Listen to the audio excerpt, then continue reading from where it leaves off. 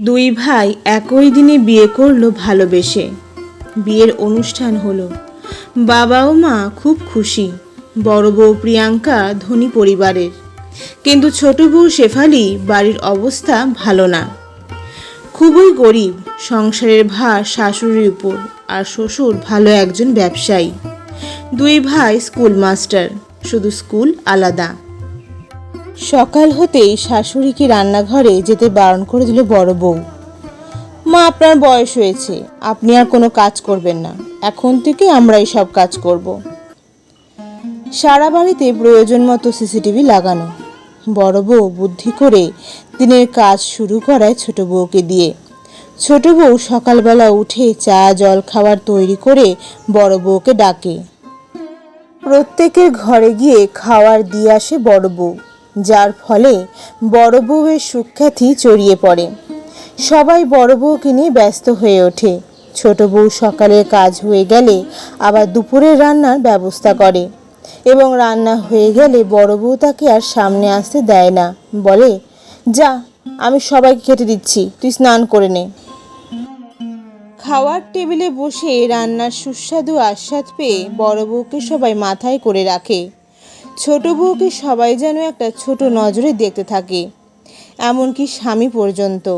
মেয়েটি অতি শান্ত, মুখ বন্ধ করে কাজ করে যায়, আর বড় জায়ের সুনাম শোনে আর ভাবে, সকাল থেকে সব কাজ আমি করি, কিন্তু আমাকে কেউ দেখতেই পারে না কেন? আমার সাথে সবাই এমন করে। হঠাৎ একদিন ওই বাড়ির একমাত্র মেয়ে মেঘলা শ্বশুরবাড়ি থেকে বাবার বাড়ি আসে ঘুরতে, এবং কিছুদিন থাকে। সবার মুখে খালি বড় বউয়ের সুনাম। ছোট বউ নাকি কোনো কাজই করে না। বড় বউ ননদকে বলে, ভালো হয়েছে তুমি এসেছো, কদিন থাকো, তোমার ঘরেই থেকো, সব তোমার ঘরে আমি দিয়ে আসবো। কিন্তু মেঘলার ছোট মেয়েটি দৌড়ে বেড়ায়। মামার বাড়ি বলে কথা। একদিন খেতে বসেছে সবাই, এবং বড় বউয়ের খুব প্রশংসা হচ্ছে। তখন মেঘলা বলে, আমি তো এই বাড়ির মেয়ে, দুদিন হলো এসেছি, কিন্তু ছোট বউদিকে তো দেখছি না।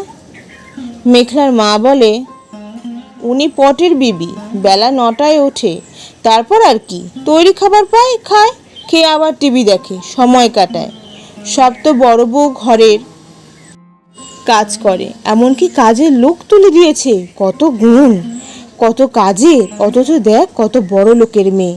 আর যে ভিখারি ঘরের থেকে এসেছে তার যত বড় লোকই ভাব।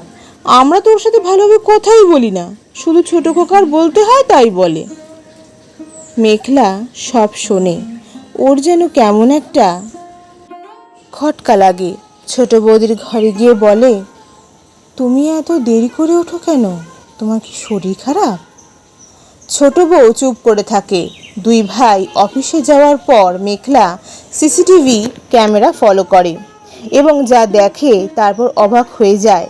বউ ভাতের পরের দিন বড় বউ ছোট বউকে ডেকে বলে, কালকের থেকে তুমি সংসারের সব কাজ করবে, কিন্তু কেউ যেন জানতে না পারে। জানতে পারলে তার ফল ভালো হবে না। বাপের বাড়ি ফিরে যেতে হবে, কারণ আমি বড় লোকের মেয়ে, আমার দ্বারা কোনো কাজ হবে না, সব তোমাকে করতে হবে। এই সমস্ত কথা এবং প্রতিদিনের কাজ সব দেখলো মেঘলা।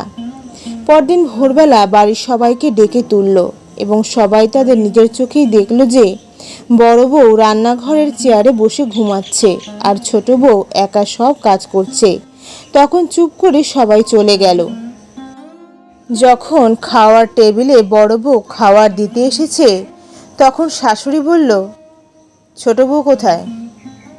ওর কথা আমি জানি না, হয়তো ঘুমাচ্ছে। শাশুড়ি ছোট বউকে ডাকতেই বড় বউ চুপ। ছোট বউ ভয় ভয় এসে দাঁড়ায়। মা, আপনি আমাকে ডাকছেন? হ্যাঁ, কোথায় ছিলে? শুয়েছিলাম।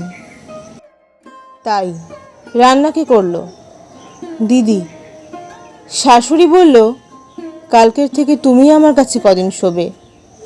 বড় বউ বলে উঠল, তবে আমি কদিন বাপের বাড়ি থেকে ঘুরে আসি। হ্যাঁ, তাই যাও, আর এবার থেকে ওখানেই থেকো। কেন মা? কারণ এতদিন যে আমাদের সংসারের সকলের জন্য মুখ বুজে যেসব অত্যাচার সহ্য করেছে সেই একমাত্র আমার সংসারে থাকবে। তুমি আমাদের ঘরের যোগ্য নও। ছোট বউ শেফালি কাঁদতে থাকে। শাশুড়ি বলল, শেফালি, মেঘলা না আসলে তোমাকে আমরা ভুল বুঝেই যেতাম। তুমি কেঁদো না, তুমি আমার ঘরের লক্ষ্মী। বড় বউ প্রিয়াঙ্কা এসে তার স্বামীর কাছে দাঁড়ায়, কিন্তু কোনো লাভ হয় না। বাধ্য হয়ে শাশুড়ির পা ধরে ক্ষমা চায়। তখন ছোট বউ বলে, মা, দিদি বাড়ি চলে গেলে আমার ভালো লাগবে না। আপনি দিদিকে এবারের মতন ক্ষমা করে দিন। তখন শাশুড়ি ছোট বউকে বলে, তুমি গরিবের ঘরে বড় হয়েছ, কিন্তু মানুষের মতন মানুষ হয়েছ, আমাদের ক্ষমা করো। তারপর সংসারের কাজ ভাগ করে দিল দুই বউয়ের মধ্যে। আর বড় বউ ছোট জাকে জড়িয়ে ধরে বলল, আমার তো আর বোন ছিল না, তাই বোনের মর্ম বুঝিনি। আজ থেকে তুই আমার বোন। আর ছোট ছেলে তার স্ত্রীকে বলল, তোমাকে পেয়ে আমি আজ গর্বিত।